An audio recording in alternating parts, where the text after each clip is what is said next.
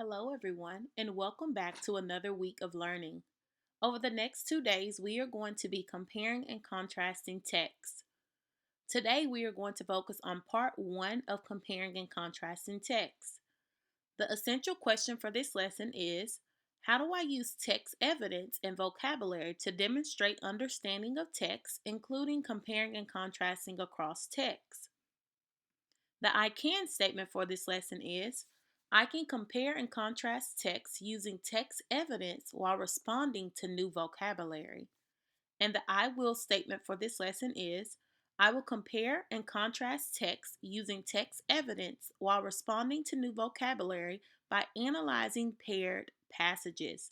So, our overall goal for today is to be able to analyze a paired passage or paired passages and use new vocabulary and text evidence in order to compare and contrast them. So, let's take a look at what paired selections are. Paired selections are also known as paired passages. So when you see paired selections or paired passages, just know that it is talking about the same thing. That is when two texts are put together for readers to compare and contrast them. So when we read paired selections, we look for what is similar and different in the two passages. Passages are paired because they explore a similar theme. And theme is very important when reading text. You want to be able to identify the theme. A theme is an idea that occurs throughout a text. So it's an idea that occurs throughout a text when you're reading. The moral lesson of a text usually gives advice on how you can be a better person. So, when we're reading, we're looking for themes and lessons in order to help us better understand the text and also to help us become better people because we learn those lessons through characters and stories. When comparing and contrast text, think about the following: what are the main topics or subjects in each passage? What are the themes or universal ideas in each passage? And is there a theme or a topic only found in one passage? And lastly, is there a theme or a topic found in both passages? So, what we are going to do today, guys, is we are going to look at the steps you take when you are reading paired selections that have text dependent questions. So, this means that there are two passages given and you have questions that you have to answer about them. You're going to need to use your background knowledge and text evidence in order to answer the questions. But first, you want to follow these simple steps. So, when you're reading paired passages, the first step is to read passage 1 and answer the questions from that passage. The second step is to read passage 2 and answer the questions from that passage. Next, you're going to reread both passages and analyze the connection between the two. And then you're going to reread both passages and answer the questions that require details from both passages. So we are only going to focus on step 1 and step 2 today. So our goal is to complete step 1 and step 2. Now let's take a look at passage 1. And passage 1 is actually a poem. And the poem is titled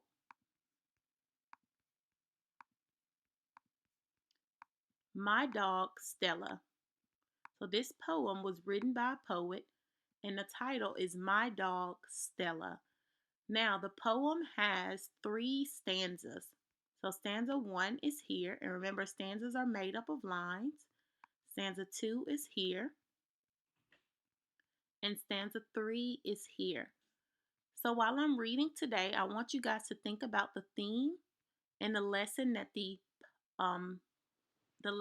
can be learned from the poem. I'm sorry. So the poem says, and again the title is My Dog Stella, and this is passage 1. I'm going to put P1.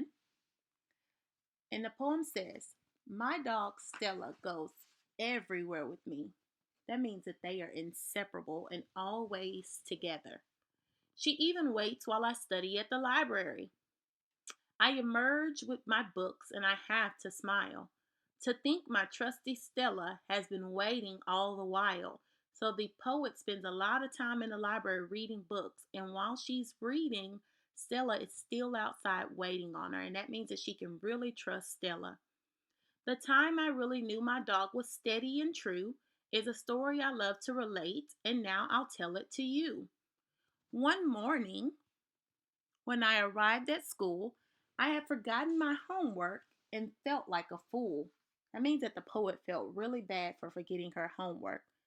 With no time to go back for it, I sank into my chair. When who should show up, just sniffing in the air? I'm going to add a question mark because I'm wondering if Stella is going to show up. Stella had come to find me, and out of her mouth there fell my homework, every page of it, and just in time for the bell. So Stella came to her rescue. She is completely devoted to me without a complaint or a whine. That means Stella loves being devoted and spending her time with the poet or the speaker.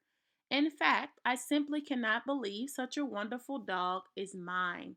The poet feels and expresses how much Stella means to her because Stella is a trustworthy dog and Stella is always there for her.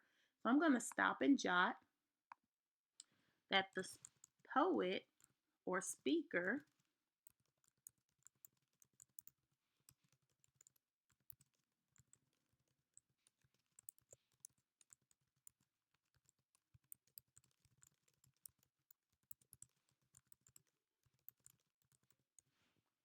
and I want to change the size of the writing here so that it's easier to read.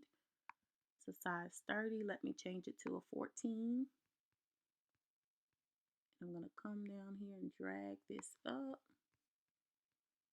move it again.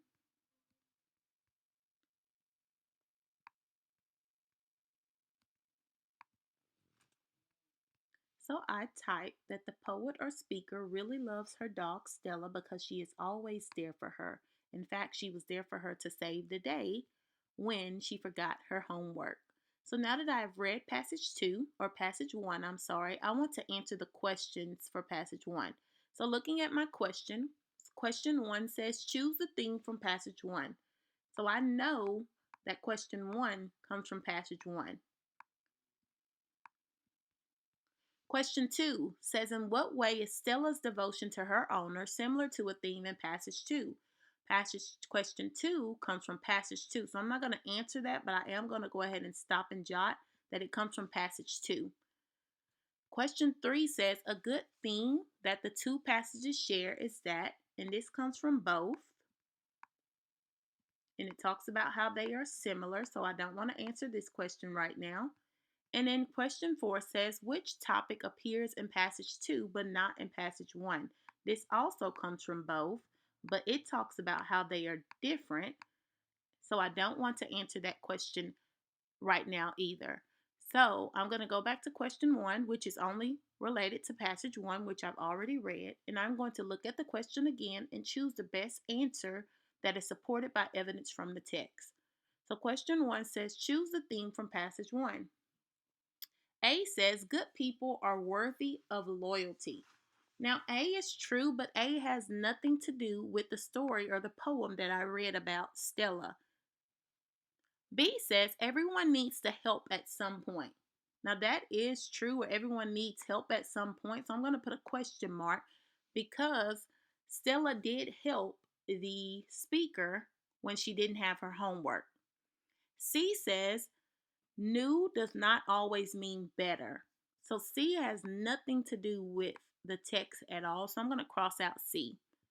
It has nothing to do with passage 1. And then D says a loyal friend is always there to help. Now D sounds really good because the poet speaks of how loyal Stella is and how Stella is always there, not just there in that moment, but always there. Because in the passage, if we go and look, it says here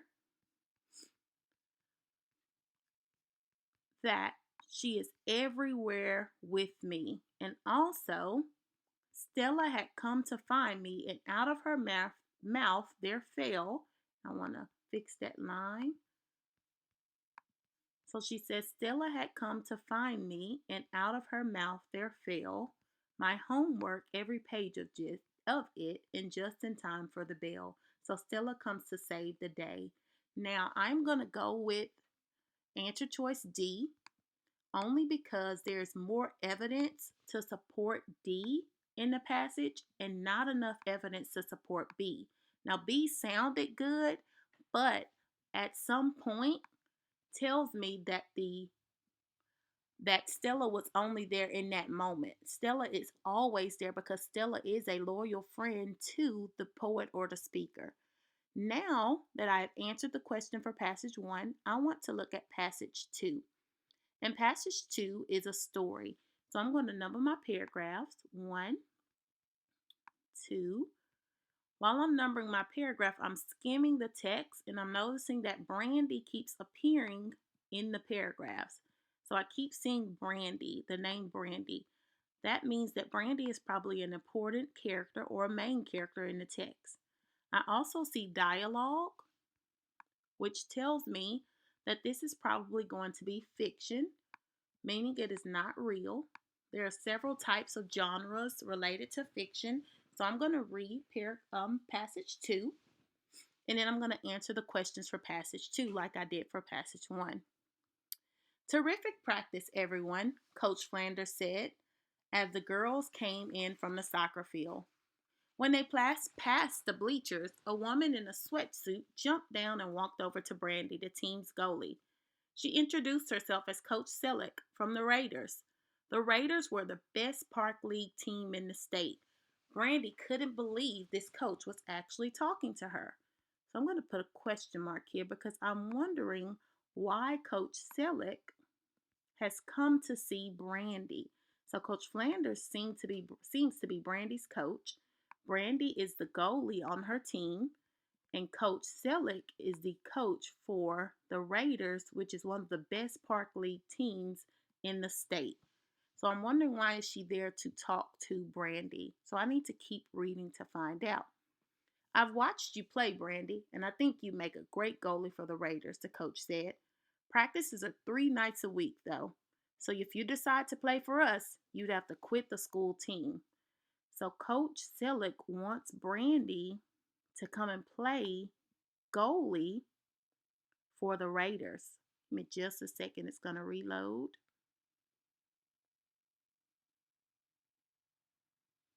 Okay, so she wants Brandy to play goalie, and it's going to reload again. I'm sorry, guys. Having some issues with my pen.